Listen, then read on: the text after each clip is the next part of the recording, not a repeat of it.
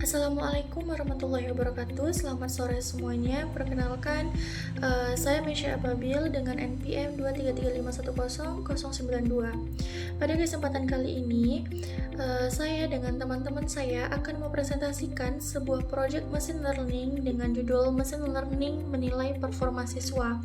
Nah, proyek ini bertujuan untuk menganalisis dan mengklasifikasikan performa akademik siswa berdasarkan beberapa faktor pendukung seperti kehadiran, waktu belajar, dan lingkungan belajar menggunakan metode machine learning. Adapun presentasi ini akan kami sampaikan secara bertahap oleh 3 presenter yang dimulai dari penjelasan latar belakang dan dataset yang akan dibawakan oleh rekan saya Fitri Khadijah, dan dilanjutkan dengan proses pengolahan data dan pemodelan yang akan dijelaskan oleh saya sendiri. Kemudian yang terakhir akan masuk ke pembahasan evaluasi model dan kesimpulan yang akan disampaikan oleh teman saya Tasya Mulyani. Kemudian presentasi ini semoga dapat memberikan gambaran yang jelas mengenai penerapan machine learning di dunia pendidikan. Baik, langsung saja kita mulai presentasinya. Baik, saya akan menjelaskan proyek UAS kami yang berjudul Klasifikasi Tingkat Performa Akademik Siswa Menggunakan Machine Learning. Lanjut, di sini ada tujuan proyek. Tujuan dari proyek ini adalah membangun model machine learning yang mampu memprediksi tingkat performa akademik siswa berdasarkan kebiasaan belajar, kehadiran, dan aktivitas siswa, bukan hanya nilai akhir. Model ini diharapkan bisa membantu guru mendeteksi siswa berisiko lebih awal, mendukung pengambilan keputusan berbasis data di bidang pendidikan. Lanjut, latar belakang. Selama ini, penilaian performa siswa sering hanya berdasarkan nilai akhir, padahal perilaku belajar, kehadiran, dan aktivitas siswa juga sangat berpengaruh. Karena itu, proyek ini mencoba mengklasifikasikan performa siswa dalam beberapa tingkat, bukan hanya lulus atau tidak. Lanjut, ada dataset. Dataset yang digunakan adalah Scientific Student Performance yang berisi data jam belajar, kehadiran, aktivitas akademik, dukungan lingkungan, dan target grade class. Target grade class memiliki 4 kelas. 0 sama dengan excellent, 1 sama dengan good, 2 sama dengan average, 3 sama dengan poor. Selanjutnya di sini ada proses load data. Pada tahap ini, dataset dibaca menggunakan Pandas, ditampilkan 5 baris pertama, dicek jumlah baris dan kolom. Outputnya yang muncul di sini ada tabel data siswa, informasi ukuran dataset. Ini memastikan data berhasil dimuat dengan benar. Selanjutnya di sini ada misi value. Outputnya di sini jika semua bernilai 0, dataset siap dipakai, tidak perlu processing tambahan. Lanjut di sini ada distribusi target. Pada tahap ini, kami melihat distribusi target grade class untuk mengetahui apakah dataset performa siswa seimbang. Langkah ini penting untuk mencegah model menjadi bias ke kelas tertentu dan memastikan evaluasi model lebih adil.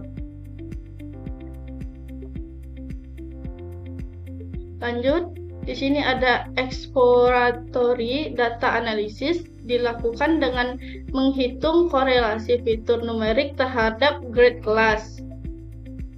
Menampilkan grafik korelasi tertinggi. Selanjutnya di sini ada output yang terdiri ada tabel korelasi, grafik batang top fitur.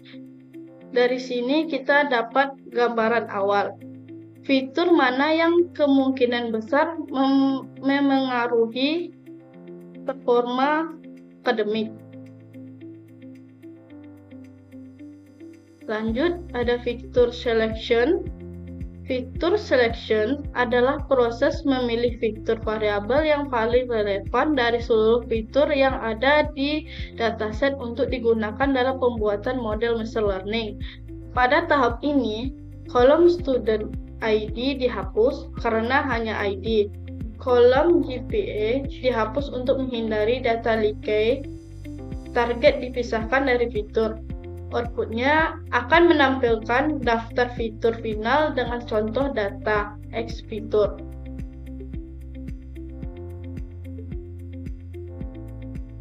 Selanjutnya dijelaskan oleh teman saya, Michelle.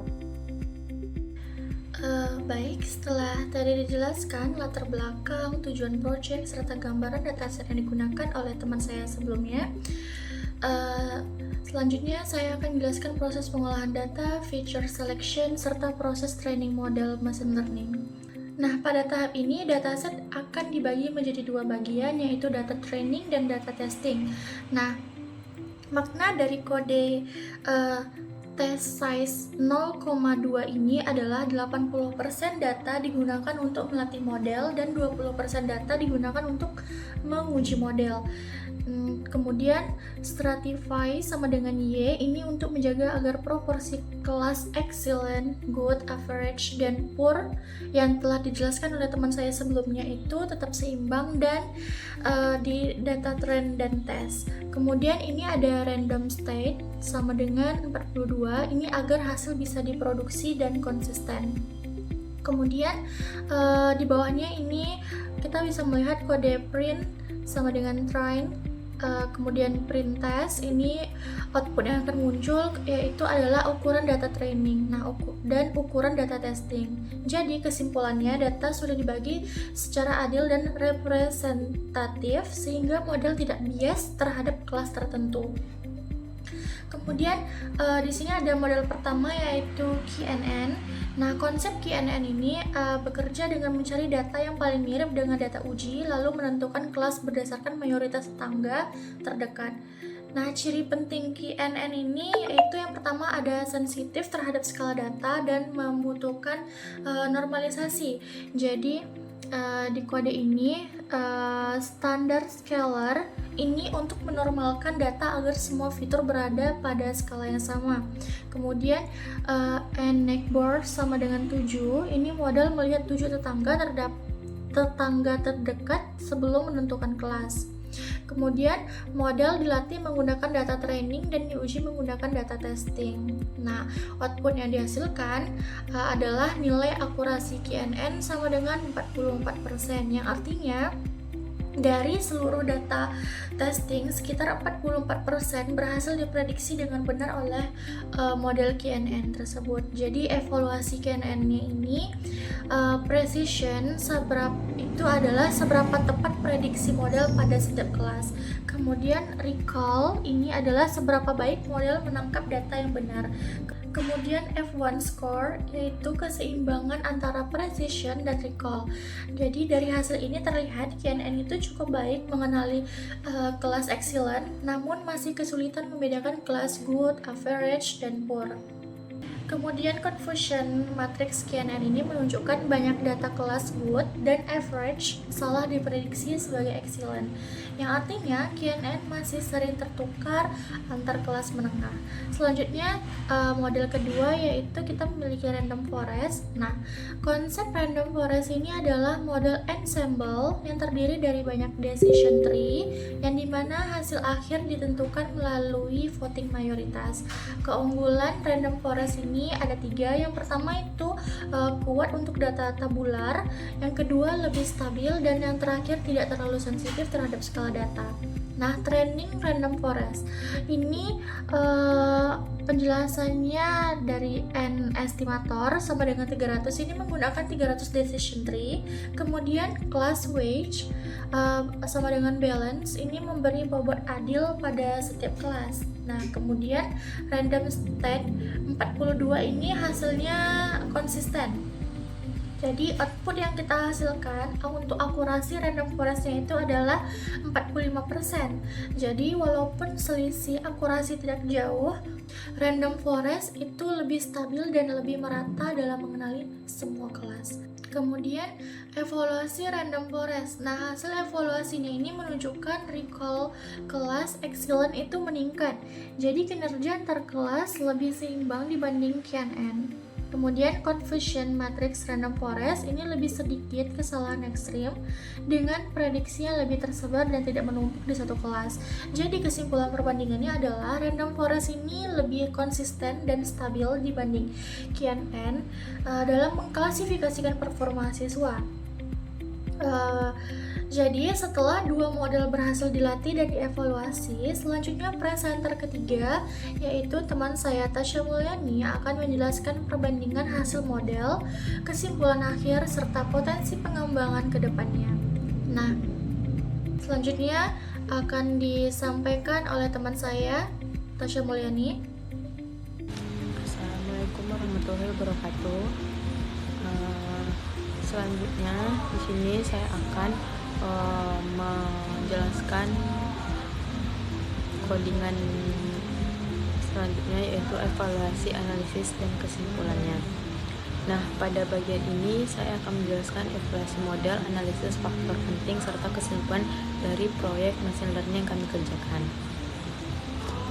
Nah, pada bagian ini kita membandingkan dua model machine learning, yaitu K-Nearest Neighbors atau KNN dan Random Forest.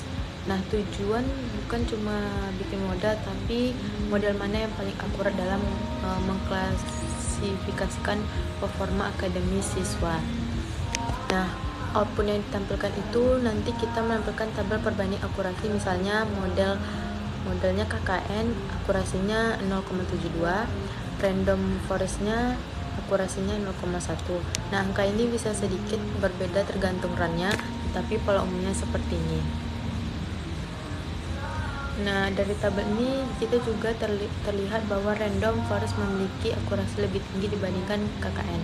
Artinya itu Random Forest lebih konsisten dalam mengklasifikasi performa siswa dalam kategori excellent, good, average, dan poor. Nah, kenapa Random Forest bisa lebih baik itu karena dia menggabungkan banyak decision tree, lebih kuat terhadap data kompleks, tidak mudah overfitting. Nah, kesimpulannya dari bagian ini, Random Forest dipilih sebagai model yang terbaik. Nah, selanjutnya itu future importance analysis atau analisis faktor pentingnya. Apa sih itu future importance? Nah, future importance menunjukkan fitur mana yang paling berpengaruh terhadap hasil prediksi model. Jadi model tidak cuma menebak tapi juga menjelaskan. Nah, nanti hasil output yang dapat ditampilkannya itu fitur studi time rate dengan importance 0,18, absences dengan importance 0,15, fitur Turing dengan importance 0,12, fitur parental support dengan importance 0,10, serta fitur extracurricular dengan importance 0,08. Nah, grafik fitur importance ini batang semakin panjang berarti semakin berpengaruh. Dari hasil fitur importance ini terlihat bahwa waktu belajar mingguan dan jumlah ketidakhadiran faktor paling berpengaruh terhadap performa akademik siswa. Nah, kenapa pada bagian ini tidak menonton? Karena bukan cuma prediksi lulus atau tidak lulus, tapi analisis penyebab performa akademiknya. Nah, ini yang membedakan machine learning sebagai alat analisis, bukan sekedar alat prediksinya. Nah, faktor yang menentukan performa siswa itu adalah sering absen, waktu belajar rendah, kurang dukungan lingkungan. Nah, ini cenderung masuk kategori average and poor. Nah, kesimpulan dari proyek ini bisa saya sampaikan. Pertama, yaitu machine learning mampu mengklasifikasi performa akademik siswa dengan baik. 2. Random Forest memberikan hasil terbaik dibandingkan KNN. 3. Faktor perilaku belajar memiliki pengaruh besar terhadap performa akademik. 4. Model ini dapat dijadikan sistem pendukung keputusan di bidang pendidikan. Nah, proyek ini menunjukkan bahwa machine learning tidak hanya digunakan untuk melakukan prediksi, tetapi juga sebagai alat analisis untuk mengambil perilaku belajar siswa. Dengan pendekatan ini, sekolah dan guru dapat mengambil keputusan berbasis data untuk meningkatkan kualitas pendidikan. Nah, itulah hasil dari yang bisa saya sampaikan. Diharapkan hasil dari proyek ini dapat menjadi dasar pengambilan keputusan yang lebih tepat di bidang pendidikan. Terima kasih.